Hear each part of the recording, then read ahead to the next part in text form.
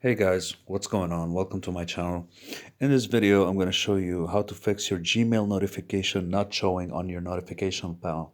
So when you receive an email, you don't know whether this email was received right now, okay? And you go to your inbox and you refresh your page so you can check for new emails. You want to know when the email is received by receiving a notification and hearing the notification bell, okay? So to fix this, you go to your settings, go to your apps. I'm using an Android phone. Okay. Then go to the Gmail, locate the Gmail app and go to your storage.